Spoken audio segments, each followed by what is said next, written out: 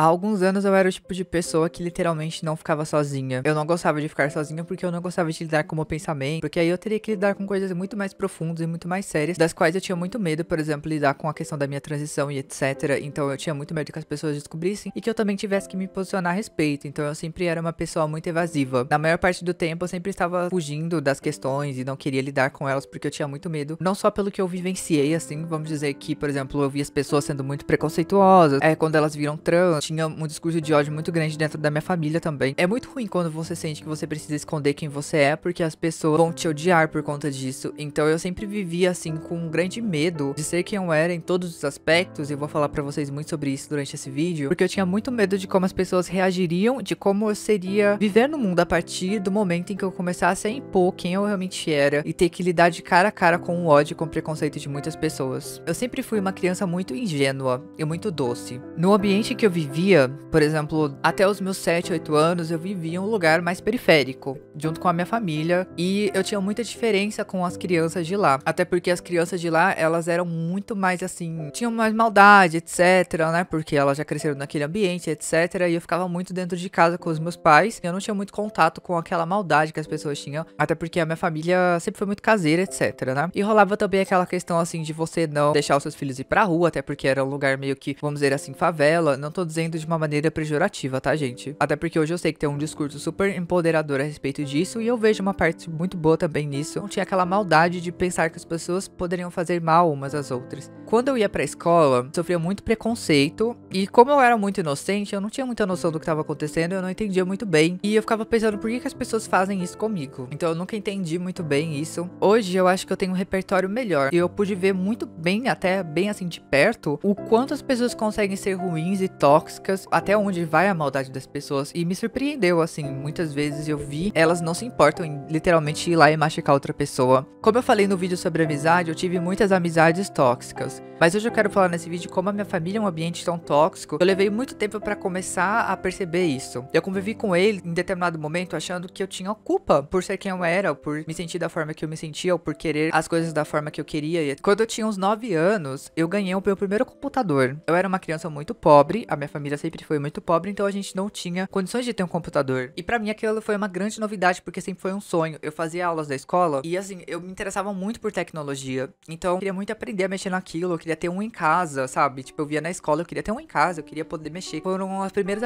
aptidões que eu comecei a ter. Então hoje eu sei editar vídeo, porque quando eu tinha 9 anos eu tive uma professora maravilhosa, a Lilian, que ela ensinou a gente a editar vídeo, a fazer apresentações no PowerPoint, a editar site, sabe? Eu adorava o ateliê de informática por conta disso. E eu ganhei um computador de um cara da igreja que eu frequentava, junto com a minha mãe. A maioria do meu assunto, como uma criança de 9 anos, seria falar sobre computador. Tipo, gente, eu ganhei um computador. Nossa, mas o que eu posso fazer? Nossa, com o tempo eu comecei a perceber como a minha família literalmente batia a mão na minha cara e falava, tipo, não, por que você tá tão interessada nisso, sabe? Tipo, o computador não é tão importante. Você tem que salvar a sua alma, você tem que procurar a Deus. A relevância da religião não tinha tanto impacto quanto a tecnologia. Pra mim, a tecnologia era muito mais importante, porque eu não tive uma experiência boa com religião. Pra mim, a maior importância que tinha naquele momento era essa. Era o meu PC. Era aprender a mexer nele. Era, tipo, jogar, me divertir, conhecer coisas. Eu tava, tipo, muito apaixonada por programação. Nessa época, eu tive um primeiro contato com IA até. E, assim, eu poderia muito bem ter começado a desenvolver um talento ali. E eu percebi como isso foi literalmente apagado pela minha família, que simplesmente me deu uma bicuda, assim, de costas, numa covardia muito grande. Porque a partir do momento que você vê uma criança nutrindo um talento, tendo um desejo, uma coisa ali, e você vê a sua família literalmente dizendo pra você, não, você não vai fazer isso, isso não é bom pra você, você tem que ir pra religião, você tem que rezar, você tem que rezar. Então, com os meus 9, 10 anos, eu comecei a ter os meus sonhos apagados pela minha família. E isso meio que me machucou muito, porque eu comecei a duvidar muito sobre a minha identidade, principalmente porque eu comecei a me reconhecer como uma garota trans. Por algum motivo, parecia que tudo que eu queria, eu não poderia fazer. Mas você tá se vitimizando, você tá reclamando e falando que a sua família decidiu a sua vida. Assim, gente, eu era uma criança de 9 anos. Eu não poderia fazer nada do que eu queria, porque eu tinha que pedir permissão pros meus pais, é óbvio. Eu comecei a perder muito da minha infância, porque eu não conseguia fazer as coisas que eu queria, porque eu tinha que fazer o que minha mãe queria, que era exatamente ir para um culto.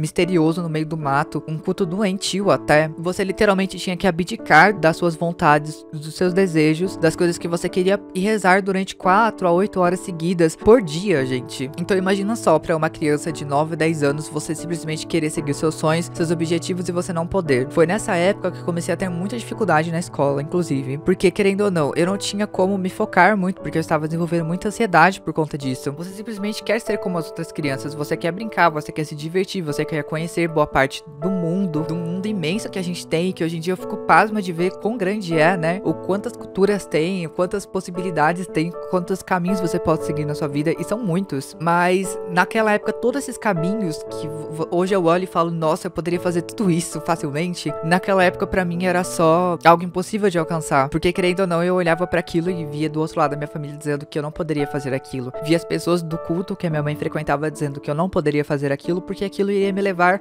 ao inferno, e demorou muito tempo pra conseguir superar isso. Eu ficava pensando, nossa, mas eu quero viver a minha vida, eu quero realizar os meus sonhos, mas eu não posso fazer isso não é justo. Eu me sentia muito mal por sentir que isso não era justo, por sentir que não era justo eu abrir mão da minha vida, de fazer as coisas que eu queria, porque eu tinha que rezar de 4 a 8 horas por dia, e me sentia mal por pensar, nossa, por que eu estou me sentindo assim? Eu devia me sentir o contrário, né? Porque eu estou aqui pra salvar almas. E foi um segredo que eu sempre escondi o máximo que eu pude, porque eu tinha muito medo do que as pessoas iam descobrir, sabe, a respeito disso. Eu tinha muito medo do que as pessoas iam saber também. Então eu não queria que ninguém descobrisse que eu me sentia dessa forma. A minha adolescência foi literalmente uma adolescência lidando com uma família completamente tóxica, porque eu queria me desvincular daquele culto, mas eu não conseguia, porque a minha família frequentava e ao mesmo tempo eles me isolavam quando eu não queria participar daquilo. Eu via aquilo claramente, por exemplo, você era obrigada a ir. Eu era obrigada a ir, tipo, todos os finais de semana nesse lugar, e eu não podia viver a minha vida, não podia realizar os meus sonhos, não podia ir atrás dos meus objetivos. E se eu fizesse alguma coisa, ou se eu dissesse que eu não queria ir, literalmente eles me isolavam, eles não falavam comigo, eles me tratavam mal, tipo, me tratavam como se eu fosse uma pessoa errada. E sabe, tipo, tinha uma lavagem cerebral tão grande, que eu vejo assim uma maldade tão grande, que principalmente veio por parte da minha mãe. Pra mim sempre foi uma grande dificuldade, quando criança, me impor contra ela, porque querendo ou não, figura materna, tu olha a tua mãe como uma pessoa que vai estar diante de você, e que ela vai cuidar de você, e vai fazer o melhor por você, que ela vai te tratar como uma criança especial, que ela vai te tratar como uma parte